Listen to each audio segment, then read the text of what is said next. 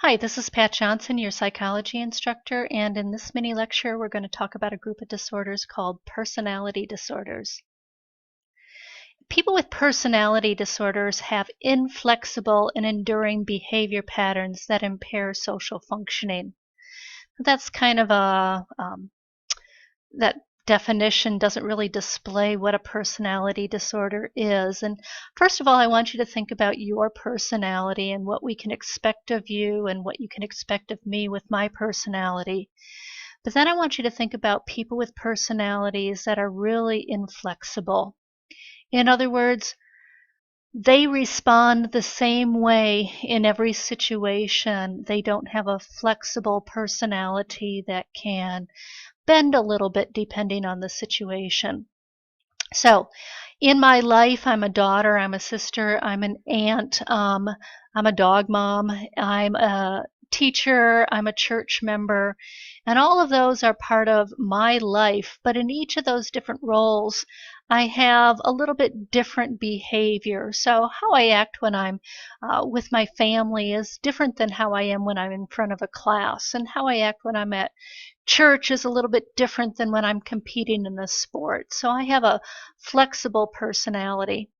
But the person with a personality disorder has a really inflexible pattern of behaving, a very inflexible personality. It's long-standing, it's enduring, and the key factor is that it's interfering with their life, and that's what we mean by impairing social functioning. People with personality disorders rarely seek treatment. They often think they don't have a problem, but everybody else does. But people with personality disorders often drive other people nuts because their personality is so inflexible. In this chapter, your author doesn't go into all the different personality disorders. If you were to take an abnormal psychology class, you would see that there are many, many different personality disorders. There's 10 of them in the Diagnostic and Statistical Manual of Mental Disorders. So we have paranoid personality disorder, schizoid, schizotypal, antisocial, borderline, histrionic, narcissistic, avoidant, dependent, and obsessive compulsive personality disorder, which is different from the disorder called obsessive compulsive disorder we talked about earlier. We're not going to go into detail about all of these. If you want to learn more, you can do some reading or you can take an abnormal psychology class. But let's talk about just one, and this is in the cluster where there is dramatic, emotional, or erratic behavior. This is called antisocial personality disorder. Antisocial personality disorder has nothing to do with being shy. Synonyms for antisocial personality disorder are psychopath and sociopath. So really the person with antisocial personality disorder is against society.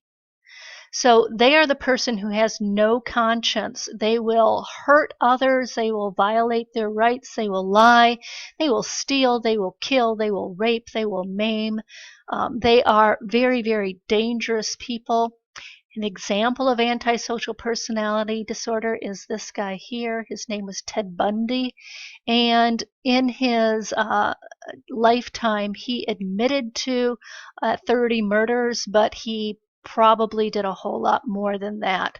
So the person with antisocial personality disorder isn't always a criminal. They may be just one step this side of breaking the law, but they certainly are ruthless people who don't appear to have any empathy for anyone else. If they can get away with it, they'll do it to their own advantage, and they'll harm even their own family members, people that they love. Very ruthless people without a conscience. So again, if we go back to this chart, you can see that there are lots and lots of different personality disorders. They're not all like antisocial personality disorder where they're very dangerous. Sometimes there's just a whole lot of suffering within that person. But I strongly encourage you to take a closer look at personality disorders because they're one of my favorite group of disorders to discuss and to learn about.